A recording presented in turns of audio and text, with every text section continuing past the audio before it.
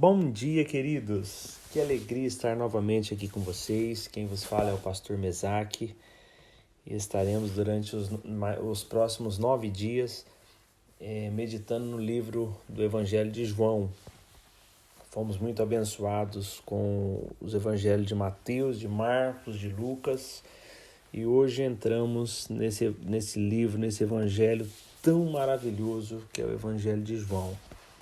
Se nos 3 anteriores nós tínhamos uma visão muito próxima entre Mateus, Marcos e Lucas, em João nós vamos ver que ele trabalha diferente dos outros 3.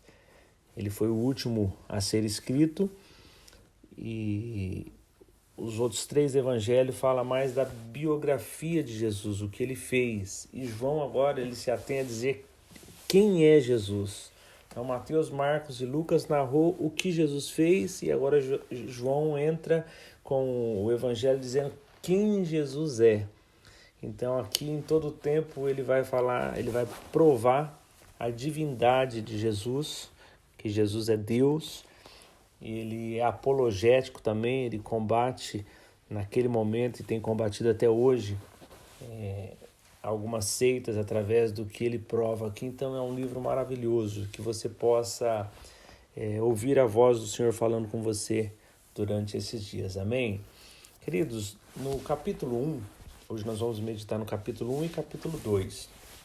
Vamos dividir o capítulo 1 em 5 partes. Na primeira parte, do 1 ao 18, João ele faz algo maravilhoso. Nós temos ali Mateus começa a narrar a genealogia de Jesus a partir de Abraão até Jesus, de Jesus até Abraão. Quando chega no livro de Lucas, ele vai de Adão até Jesus, de Jesus até Adão. Agora, quando João começa, ele assim faz algo maravilhoso. Em vez de ele pegar aquilo que era tradicional da genealogia, ele fala, não, antes de Adão, antes de tudo, lá no princípio. Então ele era a palavra de Deus, estava com Deus, ele era Deus. Então agora ele traz Jesus não na genealogia carnal, de carne, de sangue, ele traz Jesus antes de tudo ele era. Então do 1 ao 18 você vai ver ele trazendo Jesus era a palavra, é a luz do mundo, é a luz da vida. Então ele traz assim essa profundidade. Ele fala, a palavra usada aqui em grego é o logos, e o logos, para colocarmos de uma maneira bem simples, seria ele é a lógica de tudo. Então quando os gregos ouvissem ou lesse esse escrito de João, ou estivesse ouvindo ele trazer uma palavra, ele estaria dizendo, olha, sabe o mundo, sabe tudo que foi feito, tudo que você tem visto aqui, as estrelas, o céu, tudo aquilo que vocês buscam um sentido. Eu quero dizer para você que Jesus, ele é a palavra, que Jesus é a lógica de tudo. Tudo isso converge em Jesus. Jesus está desde o princípio, ele estava com Deus, ele era Deus, ele é Deus, ele é a palavra se tornou carne e esteve entre nós. Então é algo tão profundo, maravilhoso que João faz logo no início do capítulo 1. E depois do versículo 19 ao 28, nós vemos assim ele falar de João Batista de uma maneira que nenhum outro falou. Nós, através de alguns estudos um pouco mais específicos, nós sabemos que na época que João estava escrevendo, havia alguns grupos que ali defendiam que João Batista, ele era o Messias. Então, quando você estiver lendo aí do 19 ao 28, você vai ver o quanto ele traz para combater aquilo que João Batista não era. Ele traz as palavras de João Batista. Olha, eu não sou o Messias, eu não sou ele é maior do que eu, ele é antes de mim e eu não sou digno de de desatar as suas sandálias. Então, você vai perceber que ele está combatendo ali aqueles grupos, né, que apoiavam, e João, né, vale lembrar que ele foi o último dos apóstolos a morrer, morreu de morte natural. Então ele é o que ligava Jesus, aquelas pessoas. Ele foi um testemunho ocular, ele esteve com Jesus. Você vai ver em alguns versículos que ele diz que ele era o apóstolo amado, o discípulo amado, a quem Jesus amava. Então ele era uma testemunha ocular, e agora ele começa a trazer palavras de João. João dizendo, não sou Elias, eu não sou o Messias, eu não sou ele. Então é muito profundo o que você vai absorver do 19 ao 28. Do 29 ao 34, nós temos João Batista reconhecendo que Jesus, ele era o Cordeiro de Deus. Quando ele viu Jesus e viu ali o Espírito Santo descer sobre Jesus como uma pomba, parecido mais ou menos como se fosse uma pomba, e ele reconhece ali e ele anuncia àqueles que estão junto com ele, ó, esse é o Cordeiro de Deus, esse é o Messias, é o esperado, é o que vai perdoar todos os pecados da humanidade. Do 35 ao 42, acontece um relato também onde, quando João Batista novamente, no outro dia, vê Jesus passando e fala ali, ó, está indo ali o Cordeiro de Deus, o Santo de Israel, a salvação do mundo. E aí 2 dos seus discípulos, quando ouve isso, caminha para seguir Jesus, pergunta para Jesus ali, onde o senhor fica, onde o senhor dorme? E Jesus falou, vem ver. E eles foram juntos porque eles queriam relacionamento com Jesus, agora queriam estar junto com ele. E você vê que João Batista não teve vaidade, né? Ele disse sobre Jesus e os seus discípulos foram, e ele sabia que ele realmente estava ali preparando o caminho para o Messias. Do versículo 43 ao 51, nós temos agora a chamada de dois discípulos, que é Felipe e Natanael. É algo maravilhoso também como que Felipe veio e como ele chamou Natanael, e como eles estavam empolgados, e a forma que Jesus aborda Natanael, dizendo para ele que já tinha visto, né? Primeiro começa elogiando ele, que ele era um israelense que não tinha nada que desabonasse, era uma pessoa exemplar, um israelense exemplar. E ele pergunta para Jesus, mas eu conheço, o senhor me conhece da onde? E quando Jesus relata que já havia visto ele uma vez, e ele ficou maravilhado, reconheceu ali aquela confissão e reconhece quem é Jesus. Algo maravilhoso aconteceu na chamada desses 2 discípulos. No capítulo 2, queridos, vamos dividir em 2 blocos, do 1 ao 11 e do 12 ao 28. Do 1 ao 11 acontece aquele milagre tão conhecido, que foi o primeiro milagre de Jesus, como narra aqui no livro, onde ele transforma água em vinho naquele casamento. Então nós vemos ali Jesus começando o seu ministério, fazendo ali sinais, fazendo algo maravilhoso.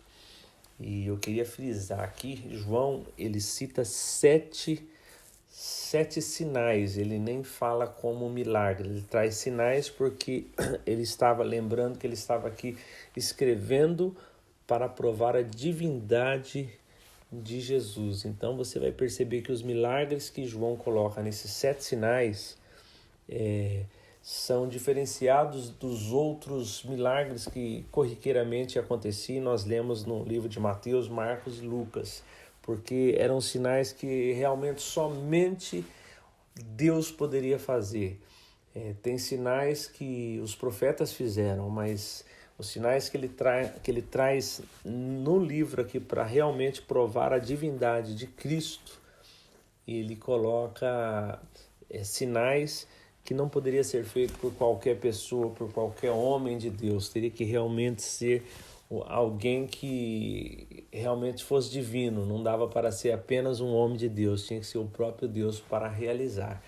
Então, quando Jesus começa o seu ministério, ele começa com esse milagre num casamento, né? Temos assim infinitos significados aí e explanações sobre isso, mas que você possa perceber que Jesus começou fazendo milagre na família, no casamento, alegrando aquela festa, e começa ali no seu pontapé inicial, mostrando que ele era Deus, e ele fez algo maravilhoso ao ponto aquele sommelier, aquele mestre-sala daquele casamento, que pelo relato ele estava em vários casamentos, falando: nunca vi isso, servir primeiro o vinho inferior e depois o melhor. Geralmente é o contrário, se serve o melhor e quando as pessoas já tomaram bastante, se serve o inferior. Então você percebe que foi um milagre assim, com muita qualidade e autenticidade. Do versículo 12 ao 28, nós vemos aquele relato que Jesus purifica o templo. Jesus vai ao templo e quando ele chega ali, tinha cambistas e tinha vendedores. Vendiam ali pombas e vendiam alguns animais. E às vezes nós lemos assim de primeira mão e não entendemos o porquê que eles vendiam, ou às vezes julgamos eles muito mal, às vezes não entendemos o porquê que tinha aquilo. A ideia do sacrifício, a ideia de você oferecer algo em louvor ao Senhor, um sacrifício tinha todo um escopo por trás disso, tinha toda uma história. Qual que era a ideia? Você tinha que criar o seu animal, você tinha um apego sobre ele porque ele não poderia ter machucado, ele não poderia ter mancha, feridas. Então, imagine você criando o seu animalzinho de estimação para ninguém tocar, cuidando, escovando, porque quando você fosse apresentar ele em louvor, em sacrifício ao Senhor, teria que ser um animal perfeito. Então, quando nós vemos ali pessoas vendendo animais, nós vemos que as pessoas estavam facilitando, substituindo o ritual que era para existir de louvor e adoração ao Senhor. Não precisa cuidar de um animal, não precisa fazer, não precisa se preocupar, nós temos aqui pronto. Aquela forma, não precisa se santificar, não precisa ler a palavra, você não precisa se preocupar porque está tudo pronto. Então eles estavam ali facilitando de uma forma que atrapalhava a adoração, o louvor autêntico que veio através da lei de Moisés, instruído pelo Senhor. Do outro lado nós tínhamos os cambistas, porque as pessoas vinham de todos os lados e precisava ter aquela moeda exata e exclusiva para que se ofertasse. Então a pessoa trazia a sua oferta e na hora de trocar havia juros abusivos. Então o que eles faziam? Eles roubavam a oferta das pessoas. Vamos pensar aqui para que você compreenda. Você está levando ali R$100 para dar oferta, mas não está em reais. Você precisava trocar porque você tem que ofertar em reais. Você tem R$100 em dólar. E na hora que eles convertiam para fazer a troca para você, eles te davam apenas R$50. Eles não te davam 100, porque era o custo abusivo que eles colocavam. Então, eles estavam roubando a oferta de adoração, a oferta de gratidão que as pessoas traziam para apresentar ao Senhor.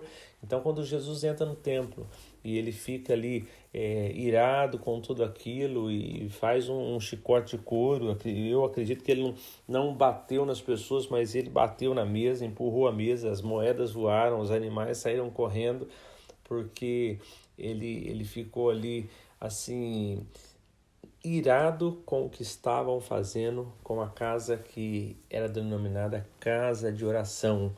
Então que você possa meditar nesses 2 capítulos, não sei se você já leu ou vai ler ainda, e que o Senhor possa falar com você, que você possa meditar em cada palavra, que você possa perceber, tenha percepção do que João vai nos levar até o capítulo 21, a nos mostrar e nos provar dentro da palavra a divindade do nosso Senhor Jesus, o quanto ele não era apenas um profeta, mas ele era o próprio Deus que habitou entre nós, o Messias, aquele que veio para nos salvar, aquele que veio para nos dar vida.